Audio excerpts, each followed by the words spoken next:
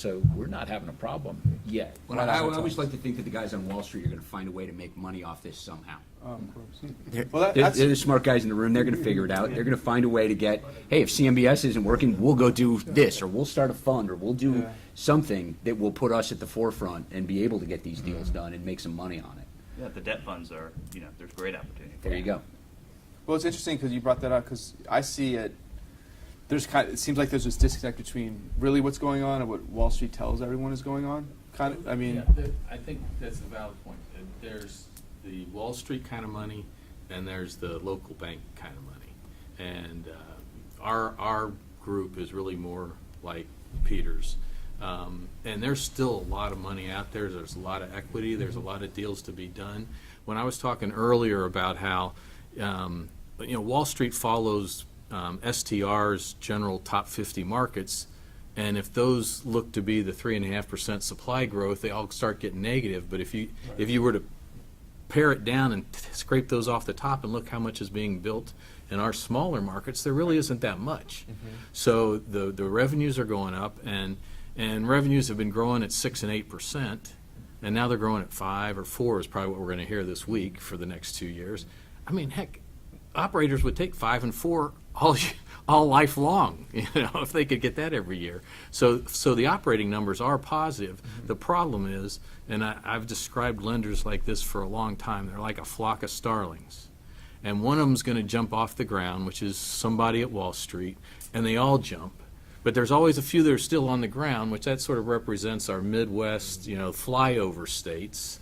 But eventually they will go up with them, and all of a sudden they'll go left because one of them goes left and they all go left. And then eventually they'll settle down, and then they eventually settle in 2 groups.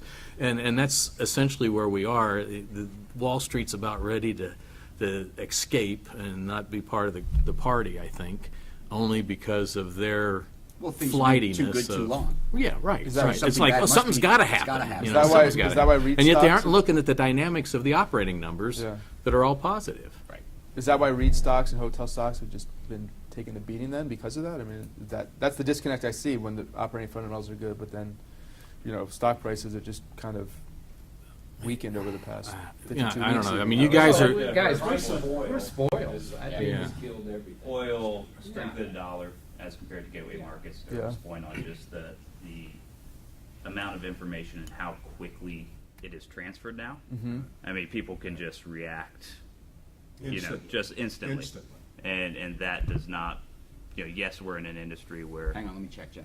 Yeah, exactly. What's it down? Yeah. So it's like I was about to pull Keith to see if he was if we're like helping Keith right now, or if he's still hurting over there. But Well, I know the S&P 500 has been down like 5% over the past 52, and REITs have gone down even 30% in that time span. So it's But Wall not a Street's good- interesting. About a year ago, we ran an analysis. And do you know what the scary part of it was? Is that think of all the risk you take doing a hotel investment.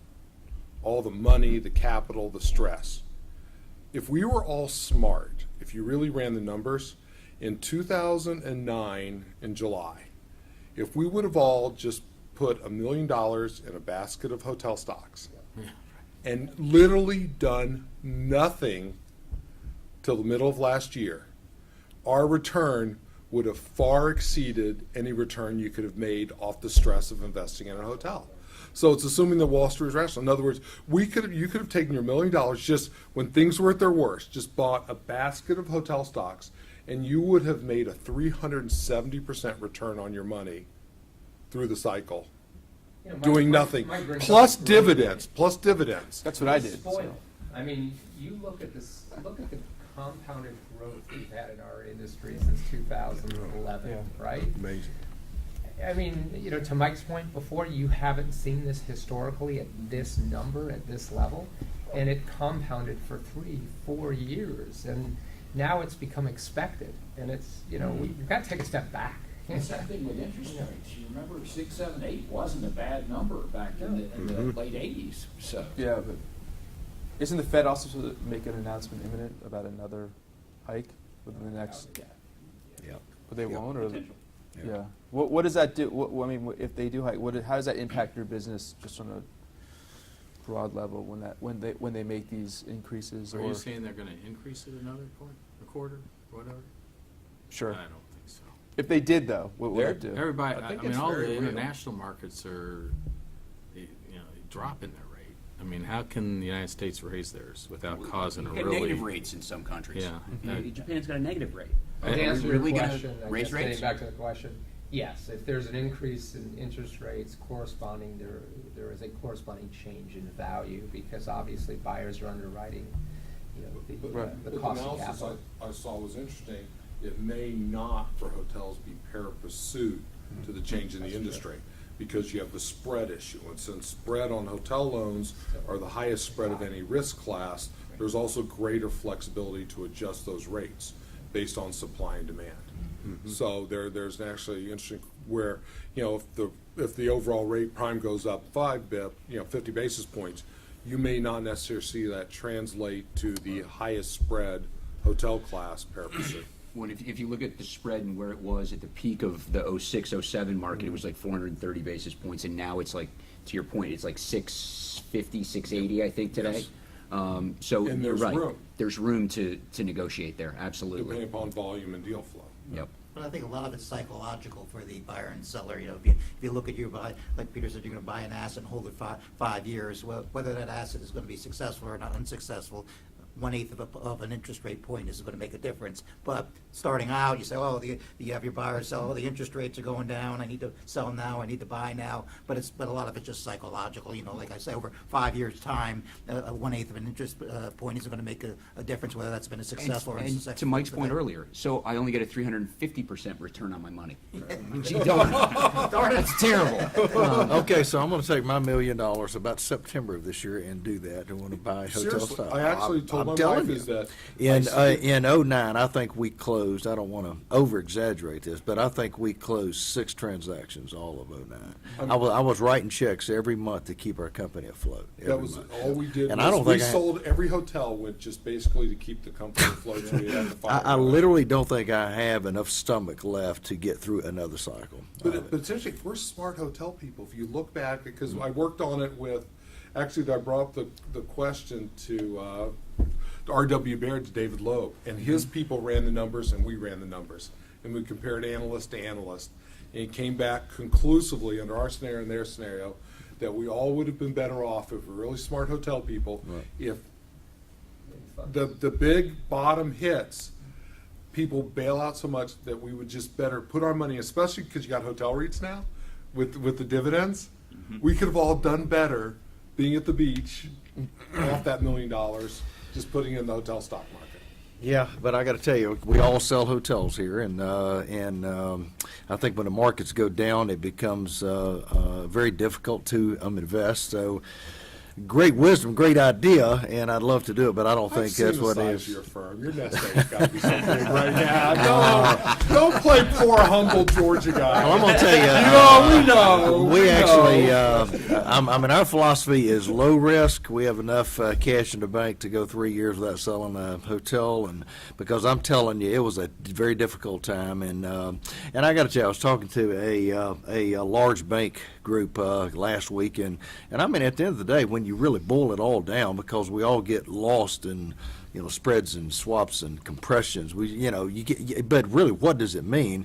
And I mean, this group's one of the top 3 in the world. And I mean, he virtually said a cap rate here today versus last year is at least 100 basis points ahead of where it was March of last year. And so the conversation we had is like if you just took a hotel that had $1 million NOI last year, but had a 10% increase in NOI from this time, you're selling at a 9 versus. So really, you're in effect at the same economic intrinsic price you were last year. But I'm telling you, you won't be that same thing a year from now, I don't think. So anyway. My point was, a quarter point from the Fed doesn't make near as much difference as a lowering of loan proceeds, the loan to value, and that's where we're seeing the hit right now. People are getting underwritten, and then they show up for closing 30 days later, and the bank's reduced it by 10%, or the lender. And that can really kill a deal because you have to come up with that today versus a 20-year loan. Well, yeah, you look at NOIs. I mean, the thing I think Mike alluded to a minute ago is this averaging, is this stressing that they're doing. So they stress 3 years, and then they're going to give you, they're going to give you a debt yield on what the average of the 3 years are. So, the days of getting, getting an appraisal, selling a deal at an 8 cap with the bank buying off on the future RevPAR growth, or it just didn't happen. The deal where you go out and you cash out and your owner refinances and puts cash in his pocket, or it's a story. Yeah, I think those days are gone, and I think they're gone like right now. There may be a few that get done between now and the end of the year, but if you look back at the CMBS world, we kind of had this. A similar situation like this in summer 2011. I mean, it went down for a few months, so everybody was warehousing stuff, but then the market popped back up, and they were able to go out. But the thing that's happening now is a lot of the warehousing they were doing in the fourth quarter. Everybody thought that, well, come first year, the markets will change. I can sell the bonds, get securitized. So what you're seeing now, going to these bond pool now, I mean, the thing that you're seeing is you're seeing stuff that was warehoused through the fourth quarter, and they can't sell it right now. So, I mean, they can't sell that debt in the secondary market now, and it's kind of actually happening now. What are actually I want to ask? What are some of the secondary markets that you're seeing performing well? Obviously we're talking about the top. We always talk about the top MSAs, but what are some of the oil producing areas? I mean, those I'm sure have been taking a hit. We're talking about Pennsylvania. I still like, and I think a lot of investors like it, is if you can get a state capital with a major university Or in the hospital, Midwest. like Yeah, those are really Sure. holding up well and have great stability. And I think a lot of smart investors. We had a Courtyard in Lincoln, Nebraska on the market, which huge activity level.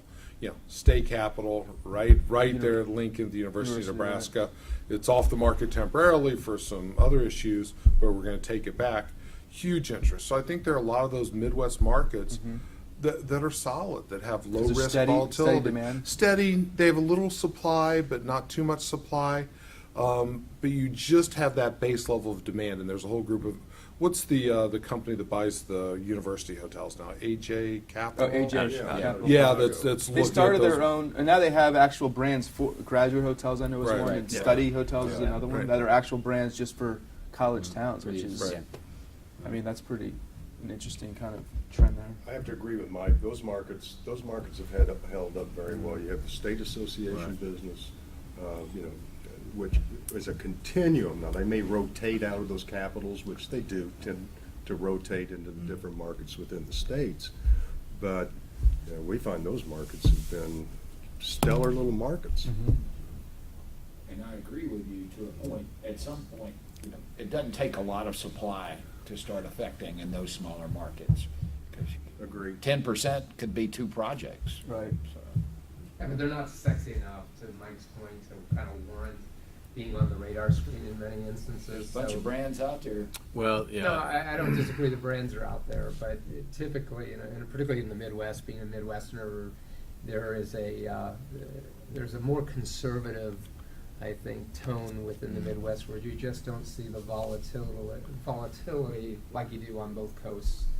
There just seems to be a steadiness, both ways, right? In great times and also in times where there's a little more chop, right? So, but what we've seen is Memphis, markets like Memphis, they've come back. It's a credible noticeably. market. So you're talking about secondary markets that are kind of not on people's radar screen. There are some southern markets as well as some Midwestern markets. Why that we're a seeing. city like Memphis? I think you're seeing basically a economy that did not come back like the rest of the economy did But now over the it's- last 4 years. You have some industry that's coming back there, and at the end of the day, it's from a growth standpoint, you didn't see this this huge entrance into Yeah. the market. You didn't see overbuilding, and so, you know, there's just steady predictability, I think, right now. Are they the new Nashville then? Because I know Nashville was like the sexy high. Nothing's like Nashville. I mean, we never thought, we sold to Marriott last year, Marriott Memphis, Ashford. That's right. Yeah. Would Right. never have guessed that Ashford would be on Right. that list. And then you gotta realize is the Marcus of Millichap, where you guys represent the seller, we did the buyer in Nashville, that sets a record price per key for the state of Tennessee in a deal that just happened. So there is still some record-setting pricing going on in the key market areas. I mean, that's a really interesting sale. If you really dig in, compare it on a price per key to anything that's been sold in the state of Tennessee, and it just occurred. It was $375 a key. Yes, for select service in Tennessee. Granted, it's a great asset. It's got room to grow. It kind of checks all the boxes that Anthony was talking about. It's got all these different demand generators that spread across a variety of universities and music and the convention center and all of those things that combine to make it a great opportunity. Who's the buyer? I can't tell you. Oh. I still think there's a lot of opportunity there. Yeah. I think the disconnect and what's tough on our side is very easy to quantify supply, but it's very difficult to quantify demand. Even if you Right. say this is coming in, unless it's Deloitte coming in with a project and they're Yeah. like, here are 2,000 rooms, you can't quantify that demand. But in downtown Nashville, there was, 100% supply increase downtown Yeah, over right. the past 3 years. Yep. RevPAR over that same time period was also up almost 18%. How do you account for compounded. that? So it's, even if there is supply, you go, okay, can we step outside of our, I try and not be too lodging ignorant, just like, oh, just the supply, and look outside the demand, but you couldn't have quantified all that demand coming in. I People mean, love honky tonk, right? Well, and People some love of it, honky some tonk. of it is kind of that self-fulfilling prophecy. If you build it, they will come. Yeah. Now all of a sudden, Nashville has more hotel rooms. They can accommodate the larger events. Yep. So more people are coming. So that demand added without. How do you look out into the future and say that for sure? If we build 1,000 new hotel rooms in this market, we're going to get those bigger events. You hope that you're going to get those bigger events, but that's not a business strategy. So you say, okay, how do I get there? What's going to happen? And that's a roll of the dice sometimes. But in a market like Nashville, it's been a home run. David, another market, Dallas. I mean, Dallas is a market, it's certainly not a secondary market, it's, one of the top Right. 10, but there's a market that just, incredibly sustaining, Whereas Houston is. and where, Houston has issues right Yeah. now, but not all is gloom and doom in Texas. We have the Holiday Inn Energy Corridor. Like when the e-teaser came out, I questioned every program. I was like, why did you put Energy Corridor on the e-teaser? Because it just hit me. There are buyers. Sure. There are buyers. We're getting activity and we're going to sell that hotel with that in the title. And by the way, guys, I mean, oil has come off now 60 cents a gallon off its low in the Yeah. last, month now, so month and a half. So, to Mike's point, this is a blip today. Can I ask Anthony a selfish question while I have him here? Go right ahead. So, you're like the most aggressive marketer I know. So, help me out. We're discussing internally. How much effort should we be spending looking towards special servicers at this point of the cycle in terms of is Steve Vann's conference going to start picking up because we actually, the way you work, we are your partners. Yeah, We work on every deal. absolutely. It's like, I'd just be interested to hear what your thoughts are for business 2 years down the road, 3 years. First of all, my honest opinion is I think Keith Thompson is probably the person who has his ear the closest to the ground with special services. I mean, you have such an incredible pulse with regard to He's not what gonna goes share on it there. with us. Actually, I'll be happy to. I'll be happy to share it with But you. I Wait a minute, you want me to think- twist his arm for you? I think Keith I'd did love give to you- hear what he has to Keith did say. give you a preview, and I share I don't share the extreme doom and gloom, but I do share, some of what he said. I mean, you definitely see a rise in servicing activity today.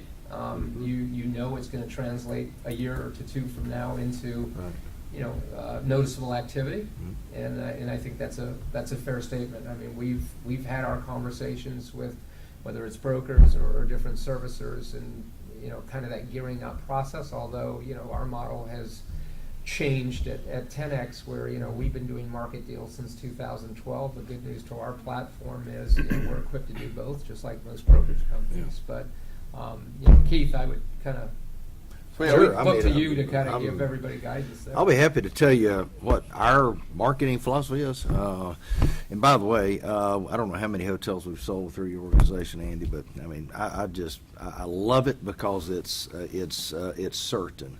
If you went around this room and asked everybody honestly to tell you what the time spread between LOIs and contracts are, is it 4 weeks? Is it 8 weeks? You know, just to do the redlining because the buyer in effect kind of has you in a vacuum. But your deal, if they punch the button, they sign the contract within I think an hour or two. It's a hard deal on that day. So we really like it. But Mike, I mean, our philosophy is we're only going to take a percentage. We're not going to do what we did last cycle.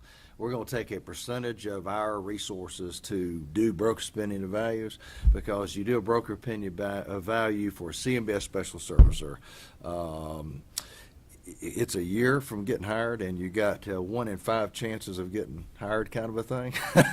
So, Or they create their own brokerage firm, or they, I mean, like I looked at- I C3. gotta be honest, I So, looked- so I'm telling you, our business model is the thing that we are never going to take the place of is the private owner and the private buyer and the private seller.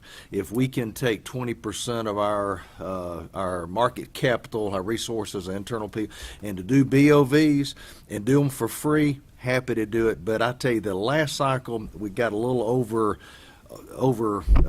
overexcited about it, and we were just, you're doing 20 BOVs a week, 25 a week. All we were doing is just spinning our wheels. So we're not going to do that this time. If I could do anything in our company over the next 2 to 3 years, it'd be to work for fewer people than we do now. We are not going to be all things to all people. But you take L&R, we do a lot for L&R and Key, Midland. So there's going to be a very small handful that we're going to do everything they ask us to do. But as far as going out, I don't think we're going to. That's not our market program as we go into this next cycle. But that's interesting, because I added up in 2009, 2010. yeah. When there was no Hundreds. business, we did 453 free broker opinion of values for servicers who end up either creating their own brokerage firm or not selling it or working it out. I don't think that was a smart business decision So for why us. give that business away? I mean, you're just giving your intelligence away because you want to get the same foot that Looking Keith has, back when we is- should all be Who's the unknown? charging We for were those. desperate. What else could, I mean, I know. I mean, But it's sort so of, the it's the question. same, it's almost the same thing as in that little interstate intersection when things slow down and everybody starts cutting their rate, trying to get occupancy. Right. Nobody's gonna stay there just because they dropped their rate. And we're all given those free broker opinions when we should be charging something for our time, because it's valuable. I mean, it's It interesting was 'cause valuable to those guys who ended up creating brokerage firms. it was interesting. It was You know? market forces, and that's part of it. It's a good point. I look back, reflect. I say our internal hard cost is probably $2,700 a BOV. I spent $1.6 million in 2 years on BOVs for free. I have to jump in. BOV is an acronym that I don't know. So what is it? Broker opinion of value. I think everybody here does them. I mean, typically it's a 25-page book, 30-page book. And I mean, it's basically free market data. And, Oh, I don't want to speak bad about a site, but a hotel appraisal, it continues to crack me up, because I understand what the program is. It's income, replacement, and comp sales. But a hotel, there is not a comp sale. You can't use a Hampton Inn from 4 states over and use it as a comp sale on one that you're doing in this state. But you got to have it and understand it's a document that you put in a file. But a broker's opinion of value, I'm telling you, it is street level, bare knuckles. This is what the market can actually sell. It's not an appraisal. It's that's- different from a feasibility study. Absolutely, absolutely. It is written by, not me, but written by these other 8 smart guys in here, of really what the street level intelligence on what it can be. It's far more valuable very than local. an appraisal. Far more great, valuable. okay. Yeah. Well, it's customized specifically for that one hotel in that market on that street corner. That's it. That's exactly. It doesn't apply to anything else. And you're giving this away for free? Is that what you're saying? Yeah. I think Sometimes. I think you're trying to build a relationship, right? And I think you don't. If you're sending in a BOV to a special servicer at the time, I don't think anybody was aware how many servicers or lenders did not want to take back hotels. But as we got through and as cash flows started to take back off in 10 and 11, we said, oh, nobody, there wasn't a big foreclosure event, right? Going back to the available inventory in 2009 and how it wasn't there. So, you know, I think that we try and do it from goodwill and to build relationships. But, you know, I don't know if charging, you know, your cost for all of those would have, you know, it would have helped. Would have helped. I mean, in 09, 010, that, you know, if we'd gotten, like, if everyone got together and said, listen, BOVs are even a couple $1,000 each, We're on tape. that would make a Yeah. big difference in the health of the brokerage firms when you're running a firm. But they're correct. Everybody was doing it, and, you know, you'd get a servicer and they'd say, well, all right, we got 2 BOVs already, we need a third. And so you're wondering, okay, am I doing this because I got a shot at getting a listing, or because they just need to pad their Check the file? box. But you know what, it's an Exactly. interesting dynamic, and I go back to, and I thank Henry Silverman, because Henry Silverman really has been the father of creating revenue streams in very like, you know, companies, and, you know, I don't think any of these funds were any different, whether it was Fortress or whether it was Starwood Capital. They saw an opportunity to own a servicing company was giving away X amount of, you know, millions of dollars in brokerage revenues. They thought, wow, if we could do this, we could create a revenue stream here. You know, I mean, it's business, right? I mean, Yep. and that's what they did, no different than what Henry did in franchising, and now what Hilton and Marriott are doing with creating all these additional product lines. They realize that there's real value to revenue streams, right? And so, no different, no different. Okay, so like the airlines, the first time somebody had to pay a bag fee, they There you probably go. spazzed, but now it's commonplace. So all of us are going to start charging for a broker's penny value, right? Right. And you can keep that off the record in case it's heard. We don't have this to be cited as a collusion antitrust event, so that can be off the record. So for me,